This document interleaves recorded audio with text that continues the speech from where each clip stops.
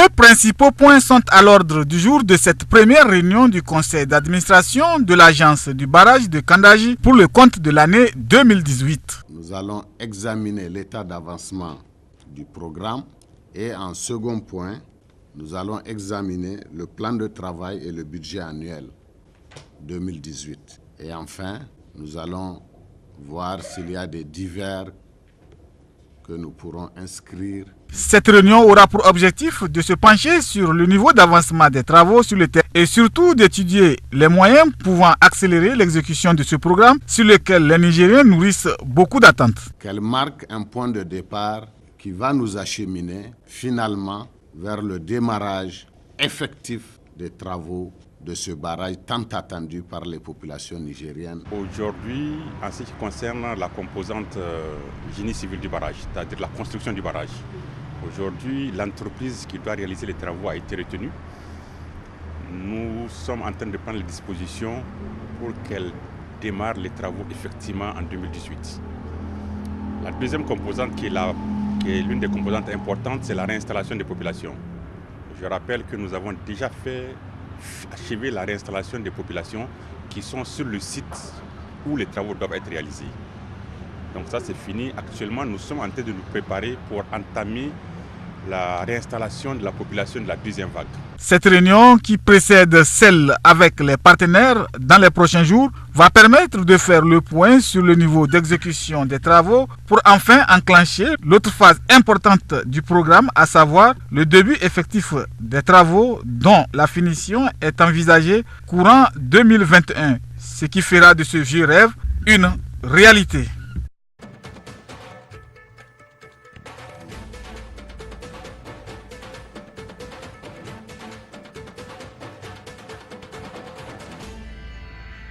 Cette déclaration des partis membres de la majorité présidentielle fait suite aux multiples agitations de l'opposition et des organisations de la société civile autour des thèmes qui sont autant de prétextes pour réaliser leur même et unique dessein de déstabiliser le régime et remettre en cause les institutions issues des élections de 2016. Cette attitude de l'opposition n'a rien de surprenant dès lors que celle-ci, depuis toujours, a délibérément décidé de ne pas reconnaître le caractère strictement judiciaire des raisons de déboire de son chef de file. Il faut se le rappeler ici, que c'était sur sa demande insistante notamment qu'au lendemain des élections de l'année 2016, la CENI avait organisé une série de forums en collaboration avec les ONG internationales les plus crédibles dans le domaine pour réviser le code électoral. Dans la même logique, elle refusera par la suite de désigner ses 3 représentants à la CENI, usant de tous les arguments de mauvaise foi pour jeter le discrédit sur cette institution. Cette politique de la chaise vide vise dans son esprit à retarder les travaux de la CENI et à compromettre la perspective de l'établissement d'un fichier électoral biométrique. Ce sera assurément peine perdue, car la CENI déroulera très certainement son chronogramme sans lâcher prise et fera en sorte que le fichier biométrique soit disponible à temps pour permettre la tenue des élections dans les délais prévus, tout en lançant un appel aux partis de l'opposition à désigner leurs représentants. Nous exprimons notre soutien à la CENI et l'exhortons à poursuivre son travail conformément au serment de ses membres. L'autre prétexte, la loi des finances. À ce propos, la MRN déclare ceci. La loi des finances 2018 est l'autre prétexte d'une mobilisation conçue pour être ultime de l'opposition et de son fauné opérant sous le label de la société civile. Le caractère strictement politicien de leur combat a dès le départ été trahi par leur tentative grossière et hontée de mobiliser l'opinion sur la base d'arguments religieux fallacieux. À écouter l'opposition et sa société civile, c'est le principe même de l'impôt qui est illégitime, comme s'il est possible de faire fonctionner un État sans que les citoyens n'y contribuent de quelque façon que ce soit. À l'endroit des organisations de la société civile, la mouvance présidentielle dit: lorsqu'on entend les responsables de la société civile dénoncer le fait que les dirigeants du pays détournent de l'argent à grande échelle et qu'ils l'investissent à l'étranger, on devine les fantasmes qui alimentent leurs réflexions et l'envie qui les habite d'exercer le pouvoir et de disposer de ces ressources fantasmatiques. Ils se détrompent. Ces buffets dressés à tous les dîners et cet argent détourné et investi à l'étranger par les dirigeants actuels qui les font tant saliver n'existent que dans leur imagination envieuse. Il faut ajouter que les partis membres de la majorité présidentielle ont fait une mention spéciale adressée au gouvernement pour le démarrage des opérations de vente de vivres à prix modéré. Enfin, ils lancent un appel à tous leurs militants et sympathisants à se mobiliser pour répondre massivement à la marche gigantesque qu'ils projettent d'organiser.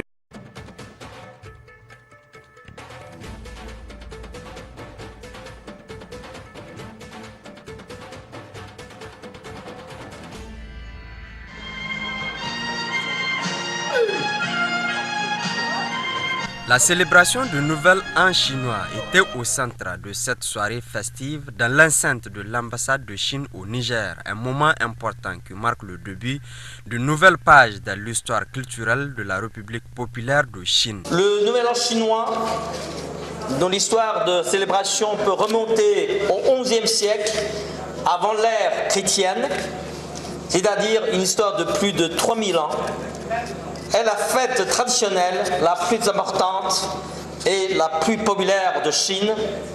Elle tombe cette année le 16 février. Et durant toute la fête, le temps fort est sans aucun doute le soir de la veille du Nouvel An. Ce soir-là, tous les membres de la famille prennent ensemble le dîner.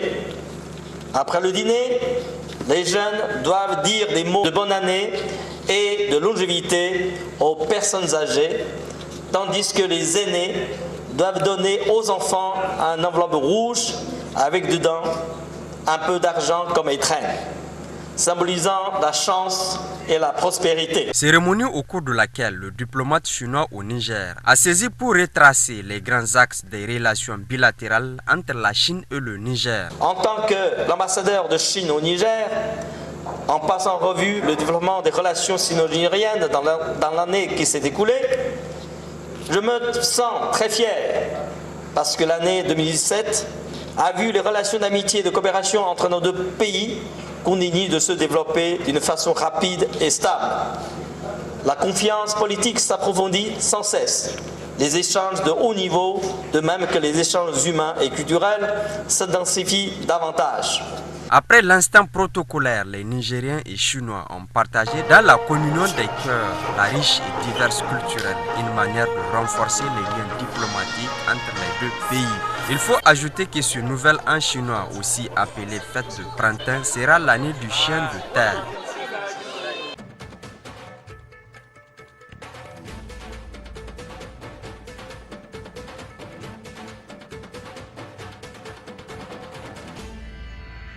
Lutter contre l'ignorance et le chômage, promouvoir un enseignement de qualité. Voilà l'ambition nourrie par l'université privée Entente Internationale à travers une démarche novatrice et dynamique. L'université Entente Internationale se présente comme cet océan du savoir où on apprend à penser et à réfléchir, où s'élaborent les instruments théoriques et pratiques qui permettent de solidifier la construction nationale en libérant l'homme de l'ignorance et en l'outillant pour surmonter divers défis.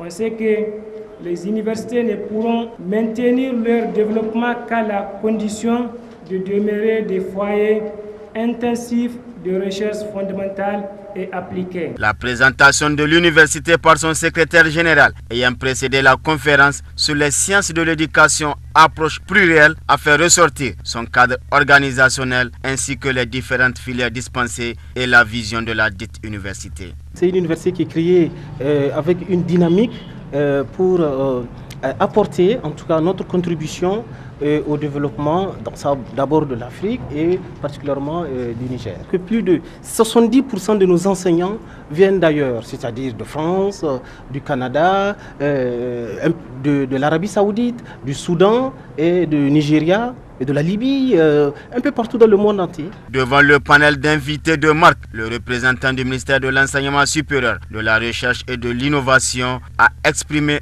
toutes leurs attentes d'une telle initiative.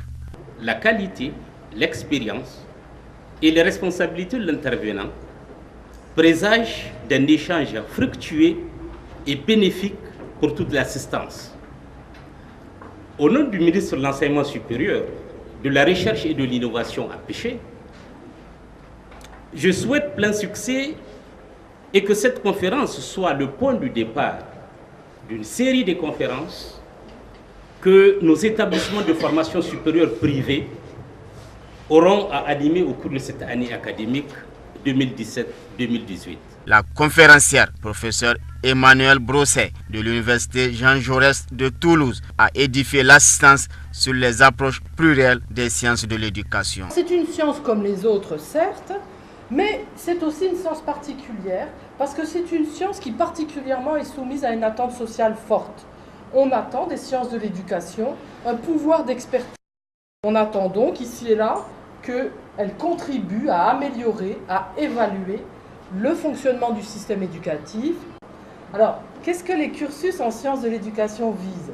Évidemment, la diffusion des connaissances.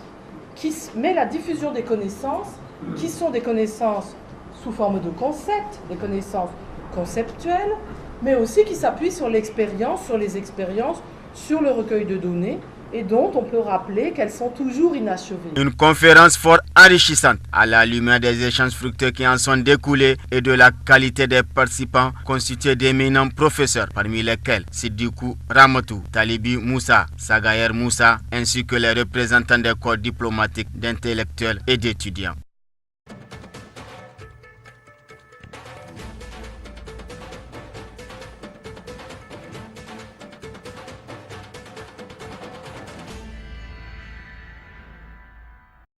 Il y a déjà 28 ans qu'ont lieu les événements tragiques du vendredi 9 février 1990 où 3 étudiants et élèves ont perdu leur vie pour avoir revendiqué de meilleures conditions de vie et d'études.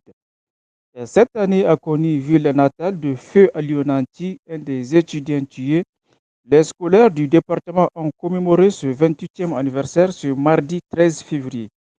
À la préfecture de Koni, devant les autorités administratives et académiques, en scandant des slogans hostiles au régime, le secrétaire général de la section de l'Union des scolaires nigériens de Koni a réitéré leur exigence de voir les auteurs de la tuerie identifiés, jugés et châtiés. Je suis mandaté par la révolution de la grande base, suivant sa cette dite section, réclamant la justice pour exprimer les problèmes concernant l'ordre du jour, qui constituent des événements qui fissurent douloureusement le fondement d'un monde. D'où la raison et l'assassinat de nos martyrs. Un monde où l'humanité est transformée en cirque. Les grandes et semi-grandes, la vérité du juste a été piétinée. En trahissant la parole, ils ont transformé nos couloirs en maximes. Ils lacéré nos couloirs et nos âmes. Ils ont obscurci nos messages. Nous encourageons la vérité qui nous aide à nous passer de l'aide.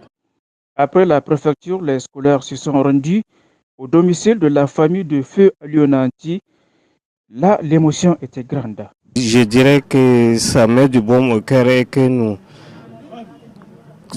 considérons les étudiants comme des frères, les scolaires. Ils viennent nous consoler, nous et notre famille. Jusqu'à présent, il n'y a pas eu justice.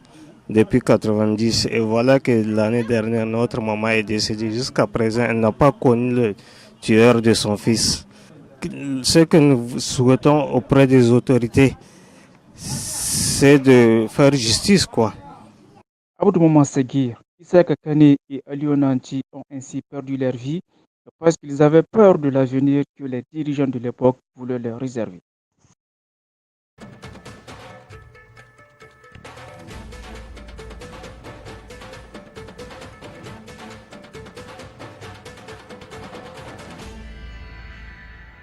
Dans son roman autobiographique, Ibrahima Madougou Moubarak décrit son combat contre la leucémie, une maladie qu'il arrivera à vaincre après 10 ans de traitement. Intitulé Les estampilles du destin, ce jeune écrivain a tenu à partager son roman avec les élèves de son ancien établissement, le Collège Mariama. Un ouvrage que j'ai écrit suite à une maladie ou à un cancer de sang, la leucémie, qui n'était pas traité au Niger et que je me suis vu évacué et pris en charge par l'État du Niger au Royaume du Maroc pendant 10 ans. La leucémie, une maladie dont le traitement coûte cher et que le Niger manque de dispositifs adéquats pour y faire face, souligne Moubarak dans son roman. Les marques du destin, c'est des choses que je ne peux jamais oublier. C'est aujourd'hui, il y a beaucoup qui sont là, qui ont la maladie, mais qui n'ont pas pu être pris en charge à hauteur de plus de 111 millions de francs CFA par l'État du Niger. Donc, c'est un témoignage de gratitude, donc je ne peux jamais oublier. J'ai appris beaucoup de choses, j'ai même appris à utiliser des appareils de radiothérapie, de chimiothérapie, que en fait actuellement il n'y a qu'un seul hématologue qui a les compétences. Une histoire qui n'a pas laissé insensibles les élèves. Je trouve que le roman était vraiment un roman qui fait pleurer vraiment, parce que il nous raconte ses difficultés. Un enfant de 7 ans atteint d'une maladie, leucémie. Samuel Osses a terminé son développement, donc c'est elle qui devrait lutter pour la défense de son organisme et elle ne pouvait pas. Et donc, il était vraiment sur le point de mourir. Les estampilles du destin, un roman qui comporte 3 chapitres. Une sorte d'appel à la jeunesse de dire non à la facilité et de ne jamais abandonner les études, quelles que soient les conditions de vie.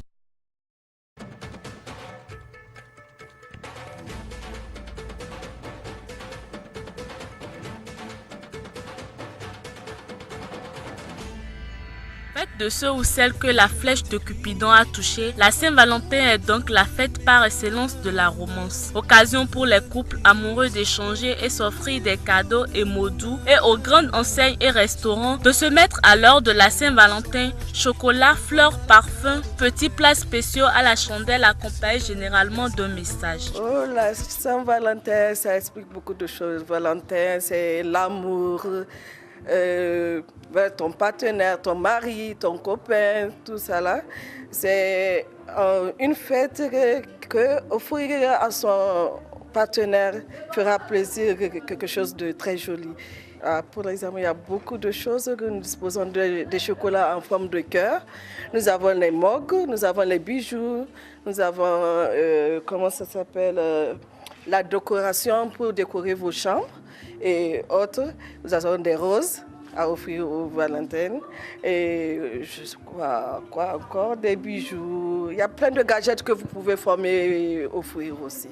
Ça se passe bien, particulièrement cette année. Les gens sortent beaucoup, ils cherchent des cadeaux pour leur Valentin et Valentine. Les origines et les traditions qui ont accompagné cette date durant des siècles sont bien plus obscures que l'on pourrait le penser aujourd'hui. Et lorsqu'on s'intéresse de près à l'histoire de la Saint-Valentin, on peut considérer que les amoureux de notre époque sentir mieux que le prêtre Valentin, à qui ces derniers peuvent dire merci pour avoir maintenu allumé la flamme de l'amour chaque 14 février.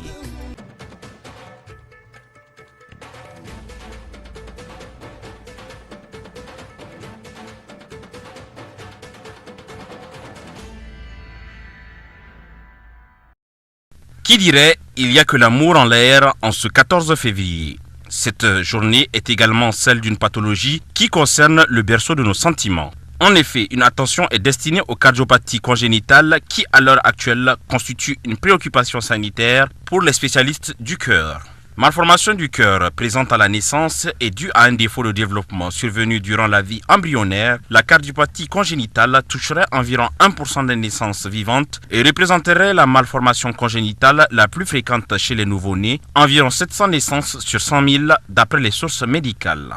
D'origine inconnue à 85% des cas, ces causes se caractériseraient sous forme d'anomalies chromosomiques ou génétiques. Quant aux signes cliniques, les plus courants font mention de fatigue importante, d'essoufflement particulièrement à l'effort, de cyanose, de souffle cardiaque, pour ne citer que ceux-là. De ce qui relève du diagnostic et du traitement de la maladie, les soins curatifs interviennent après examen minutieux de la pathologie, pouvant être décelés en cours de grossesse, après la naissance ou à l'âge adulte. Malgré toutes ces mesures, il faut préciser que vivre avec une cardiopathie congénitale demande énormément de sacrifices pour l'amélioration de la santé. Ceci passe notamment par la consultation régulière de spécialistes et par le suivi méticuleux d'une hygiène saine au risque de subir de complications sévères pour le cœur. Le cœur a, semble-t-il, ses raisons que la raison elle-même ignore, mais notre raison à nous ne doit rester insensible face à cette maladie qui mérite l'attention de tous, la main sur le cœur.